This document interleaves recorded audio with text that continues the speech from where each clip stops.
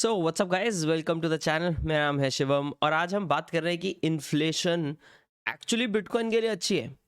पर ये चक्कर क्या है कि जब भी इन्फ्लेशन का नंबर आता है बिटकॉइन नीचे चला जाता है। तो एक भाई ने कल कमेंट किया था and I think this is a very interesting question, क्योंकि ये चीज़ सब लोग मेंशन भी करते हैं। तो I thought why not make a video आप लोगों के लिए। तो क्वेश्चन क्या है, मैं आपको ये समझा देता हूँ। अभी सीपीआई का नंबर आया है, तो which is cost price index. तो वो नंबर जो है एक्सपेक्टेड से हाई आया है एंड 40 साल का हाईएस्ट इन्फ्लेशन का नंबर आया है 8.6% यूएस का। अपना भी, और बाय द वे 8.6% है ना, अगर अपन मोटा मोटा देख लें तो ये नेट में काफ़ी ज़्यादा होगा। फॉर एग्जांपल जैसे एजुकेशन 300-400% बढ़ी है, 8% नहीं बढ़ी है, राइट। ये एक इंपॉर्टेंट चीज़ है। तो इंडिया में भी सिमिलर चल रहा है, रेपो रेट बढ़ रहा है।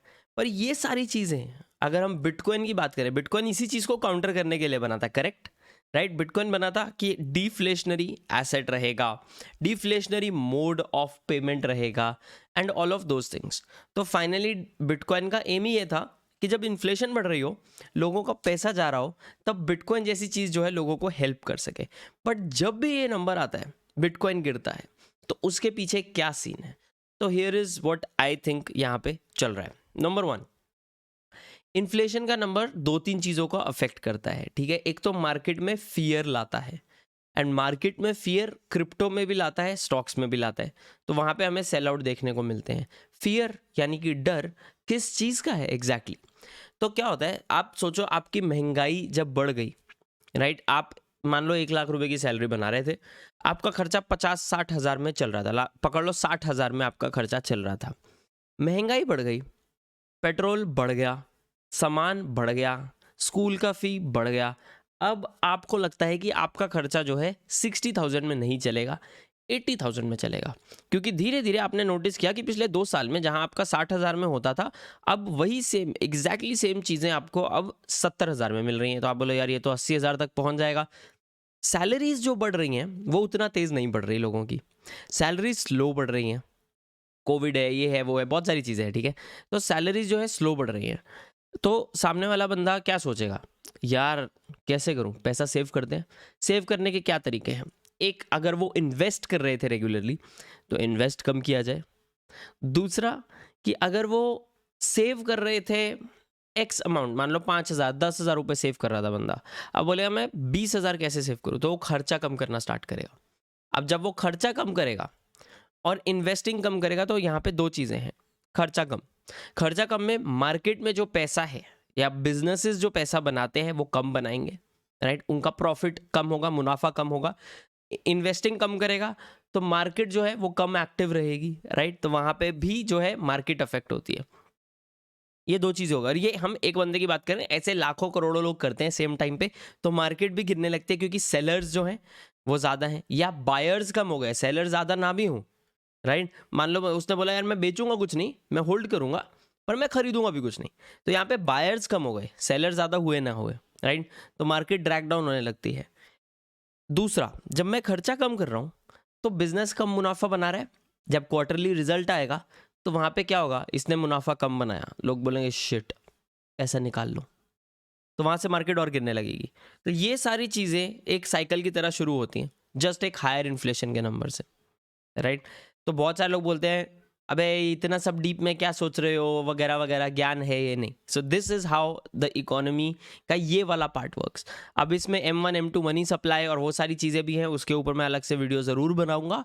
पर यहाँ पे इंपॉर्टेंट चीज़ क्या आ जाती है जो हमें देखनी है, वो ये है कि डर जब बढ़ता है मार्केट में, तो डर बढ़ने के बाद यहाँ मार्केट में इस तरह का हमें व्यवहार या बिहेवियर देखने को मिलता है। नाउ बिटकॉइन की अगर बात करें तो यहाँ पे बिटकॉइन के ऊपर कॉन्फिडेंस ज़्यादा होना चाहिए। तो अगर आप लॉन्ग टर्म होल्डर्स देखो बिटकॉइन के, जो थोड़ा लॉस में भी हैं, वो लोग बिटकॉइन नहीं बेच रहे हैं, क्योंकि उनको पता है बिटकॉइन का काम क्या है। बिटकॉइन की वैल्यू, एक बिटकॉइन की वैल्यू वो एक बिटकॉइन समझते हैं, वो एक बिटकॉइन की वैल्यू $X नहीं समझते। इसका अगर मैं आपको एक और एग्जांपल दूं, तो जैसे एल सैल्वाडोर जैसे कंट्री में अगर आप जाओ तो वहाँ पे आपको बिटकॉइन में पेमेंट करना है। 0.001 बिटकॉइन का है ये, राइट। $X का नहीं है, 0.001 बिटकॉइन का है। अभी फर्क हो गया ना, अब डॉलर से अलग हो गए, वो होने में बहुत टाइम लगेगा। ये होगा या पहली बात, लोगों के दिमाग में एज वेल एज दुनिया में राइट, अभी अडॉप्शन उतना नहीं है, नॉट दैट बिग वाले में सेकंड पॉइंट, केविन ओलीरी है जो शार्क टैंक का शार्क है ओरिजिनल। उसने एक बहुत अच्छी बात बोली, उसने बोला यार ये 1-2 ट्रिलियन मार्केट कैप जो आ रही है क्रिप्टो की, उसमें बिटकॉइन की जो ट्रिलियन भी पहुंच जाए, it is a nothing burger. Nothing burger का क्या मतलब है? It is irrelevant. किसके सामने? पूरी वर्ल्ड इकोनॉमी के सामने। इसका क्या मतलब है? जब अपन वर्ल्ड इकोनॉमी की बात करते हैं ना गाइस, बात होती है 50 ट्रिलियन, 100 ट्रिलियन, और जब हम वर्ल्ड इकोनॉमी की बात करते हैं तो फिडेलिटी जैसे जो इन्वेस्टमेंट हाउसेज हैं वो तो ट्रिलियंस में फंड्स मैनेज करते हैं, right?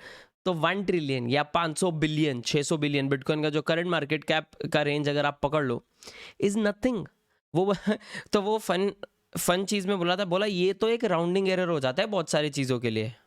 500 billion with a B is a rounding error.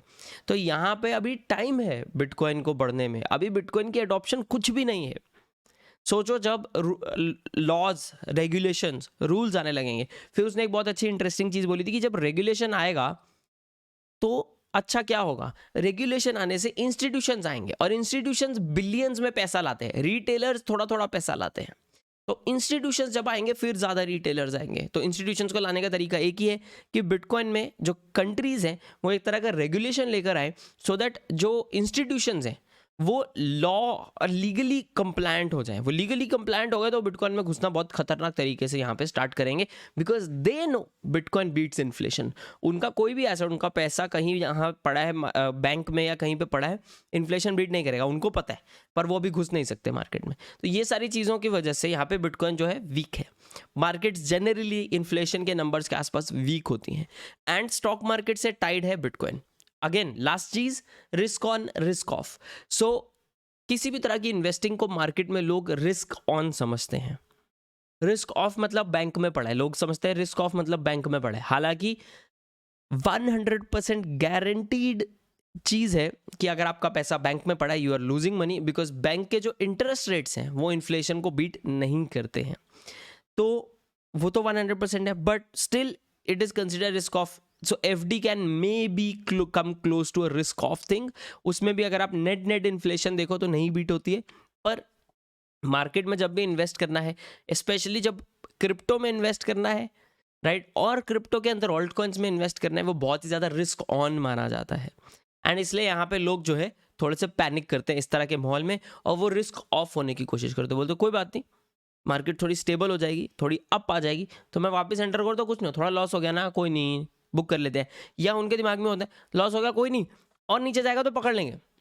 दोनों जगह गड़बड़ हो जाती है, right? It is better to what prefer time in the market than timing the market. तो ये इंपॉर्टेंट चीज़ हो जाती है बिटकॉइन के लिए, क्रिप्टो के लिए, स्टॉक्स के लिए इन जनरल। अगर आप इन्वेस्टिंग कर रहे हो, यूजुअली इसलिए बोला जाता है कि SIP बेस्ट तरीका है, बिकॉज SIP बंदा 10 साल के लिए करता है। एंड स्टॉक मार्केट में अगर आप कोई भी 20 साल का पीरियड पकड़ लो, क्योंकि हम उस हिसाब से कर रहे हैं। पैसा बनाने के और तरीके हैं जिसके लिए मैंने फाइनेंशियल फंडा चैनल स्टार्ट किया है। पैसा बनाने मार्केट में आओगे तो टफ है, लाइफ बहुत ज़्यादा टफ है, रातों की नींद जाएगी, दिन का चैन जाएगा। इसलिए फाइनेंशियल फंडा चैनल ज़रूर चेकआउट कर लो, नीचे डिस्क्रिप्शन में लिंक दे रखा है मैंने, और मैं कार्ड भी डाल दूंगा। अच्छे वीडियोज़ हैं पैसा बनाने पे, वहाँ से पैसा बनाया, अब उसको ग्रो कैसे किया जाए, वो फिर SIP क्यों काम आती है, क्योंकि अपन लॉन्ग टर्म इन्वेस्ट कर सकते हैं। स्टॉक मार्केट में 20 साल का पीरियड अगर आप इन्वेस्टेड रहे हो, आप लॉस में नहीं हो। बिटकॉइन में अगर आप 5 साल का पीरियड इन्वेस्टिंग में रहे हो, या इनफैक्ट इवन 3 साल प्लस का पीरियड इन्वेस्टेड रहे हो बिटकॉइन में, you are not in a loss. अगर आज से आपने 3 साल पहले बिटकॉइन खरीदा था, आप लॉस में नहीं हो। इतना सब गिरने के बाद भी यू आर इन छप्पड़ फाड़ के प्रॉफिट। एंड ये स्टॉक मार्केट का भी है, मैं बिटकॉइन की सिर्फ तारीफ नहीं कर रहा हूँ, मैं जनरल स्टॉक मार्केट की भी बात कर रहा हूँ। तो ये कुछ चीज़ें आपको ध्यान में रखनी है इन्फ्लेशन नंबर्स के आसपास, and I think also from a recessionary stand point, because July and में वो ऑफिशियल अनाउंसमेंट्स आएंगी। GDP US की नेगेटिव हुई, पॉजिटिव हुई, दोबारा सेकंड क्वार्टर भी या नहीं। एंड दूसरी बात इसमें, last before I turn off, बहुत सारे लोग बोलते हैं मेरे को कि इसका हमसे क्या लेना देना, US का बहुत ज़्यादा लेना देना है, पूरी दुनिया का एक दूसरे से लेना देना है, क्योंकि सप्लाई चेन जो है वो कनेक्टेड है, ग्लोबलाइजेशन है, राइट? तो ऐसा नहीं हो सकता कि एक US जैसा कंट्री अफेक्ट हो और इंडिया ना हो। राइट क्योंकि यूएस का बहुत सारा जो जॉब्स हैं, बहुत सारा इकोनॉमी है, जो आउटसोर्सिंग इकोनॉमी है, जो स्टार्टअप्स का इकोनॉमी है, वो इंडिया के दम पे चलता है, राइट। उसके अलावा बहुत सारे प्रोडक्ट्स हैं इंडिया के दम पे चलते हैं, इंडिया की बहुत सारी चीज़ें बाहर के दम पे चलती हैं। सो सब लोग इंटरकनेक्टेड हैं, तो ये इफेक्ट होगा ही होगा। इंडिया में आप ऑलरेडी नोटिस कर रहे हो लोगों की जॉब्स जा रही हैं। तो दिस इज़ आज का वीडियो, होप आपको इसमें कुछ सीखने को मिला हो नया। एंड अगर नया नहीं था, आपको पहले से पता था, तो इसमें से आपकी फेवरेट चीज़ कौन सी थी वो नीचे मुझे कमेंट में ज़रूर बताएं। As always guys, like button का ज़रूर मारें एंड सब्सक्राइब करना मत भूले। यूट्यूब जो है नोटिफिकेशन सब लोगों को नहीं देता, जिन लोगों ने ऑन किया हुआ है तो भी डेली एक वीडियो आपको इस चैनल पे मिलेगा ही मिलेगा, तो नज़रें ज़रूर गड़ाए रखें सब्सक्रिप्शन फीड पे। मिलते हैं गाइज अगले वीडियो में, तब तक के लिए बाय बाय, चाओ।